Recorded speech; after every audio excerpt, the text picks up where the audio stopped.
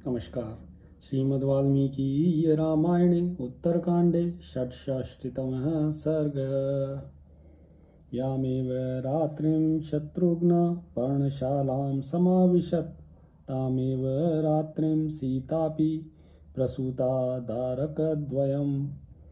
जिस रात को शत्रुघ्न ने पर्णशाला में प्रवेश किया था, उसी रात में सीता जी ने दो पुत्रों को जन्म दिया। ततो अर्धरात्र समये बालका मुनिदारकः वाल्मीके प्रियमाचख्युः सीतायाः प्रसवं शुभम। तदनंतर आधी रात के समय कुछ मुनि कुमारों ने वाल्मीकि जी के पास आकर उन्हें सीता जी के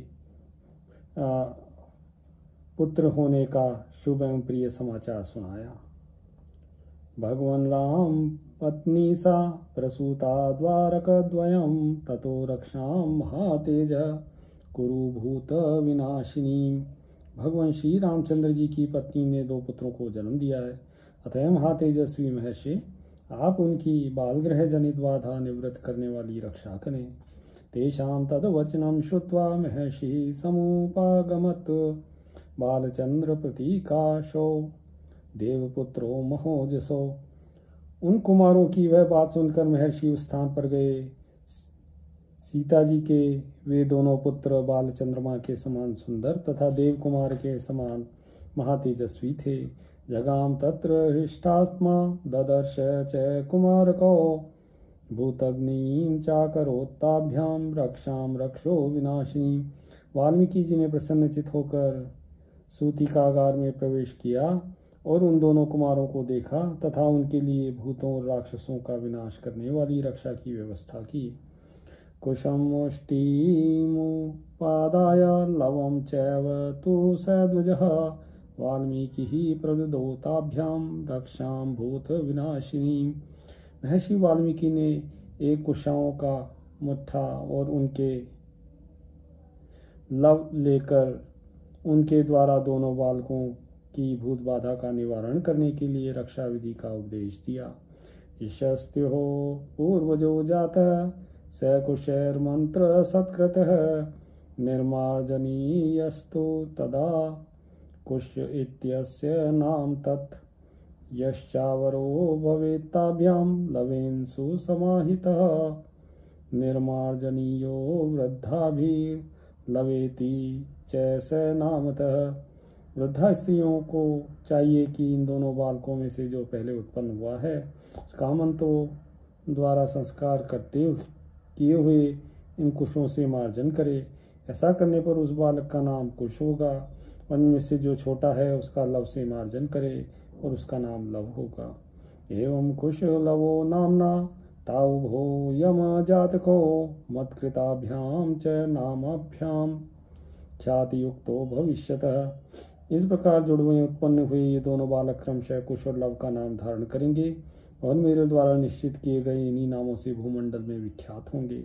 ताम रक्षाम जगृहस्ताम च मुनिहस्तात् समाहितः अकुर्वंश्च ततो रक्षाम तयोर्विगत कल्मषः। यह सुनकर निष्पाप वृद्धा स्त्रियों ने एकाग्रचित हो मुनि के हाथ के रक्षा के साधनभूत उन कुशों को ले लिया और उनके द्वारा उन दोनों बालकों का मार्जन एवं संरक्षण किया।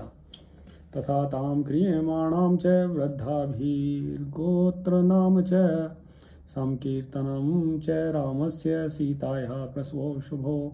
अर्धरात्रे तु शत्रुघ्न शुश्राव सुमहत्प्रियं पर्णशालां ततो गत्वा मातर्दिष्ट ज्योति चाब्रवीत। जब वह वृद्धा स्त्रियां इस प्रकार रक्षा करने लगी, उस समय आधी रात को श्री राम और सीता के नाम गोत्र और उच्चारण की ध्वनि शत्रुघ्न जी के कानों में पड़ी। साथ ही उन्हें सीता जी के दो सुंदर पुत्र होने का संवाद प्राप्त हुआ।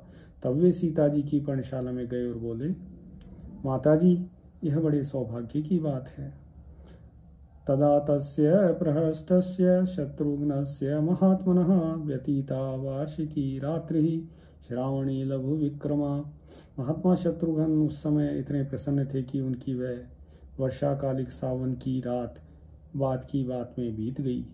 प्रभातेषु महावीर्य कृत्वा पौर्वाणिकीं क्रियां मुनिं प्राञ्जलिरामन्त्र्य जयो पंचान्मुख पुनः। सवेरा होने पर पूर्वाह्न काल का कार्य संध्या वदन आदि करके महापराक्रमी शत्रुघ्न हाथ जोड़ मुनि से विदा ले पश्चिम दिशा की ओर चल दिए।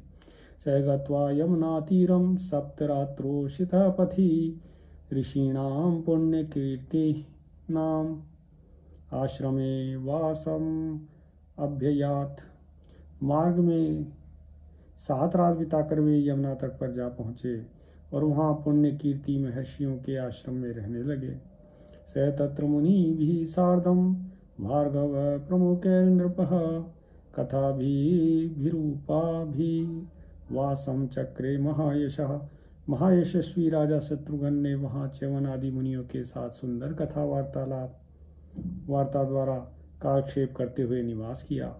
स कांचनाध्ये मुनिभिः समेत रघुप्रवीरो रजनीं तदानीं कथा प्रकारैर्बहुभिर्महात्मा विरामयामास नरेंद्र सुनुः। इस प्रकार रघुकुल के प्रमुख वीर महात्मा राजकुमार शत्रुघ्न वहाँ एकत्र हुए च्यवन आदि मुनियों के साथ नाना प्रकार की कथाएं सुनते हुए उन दिनों यमुना तट पर रात बिताने लगे।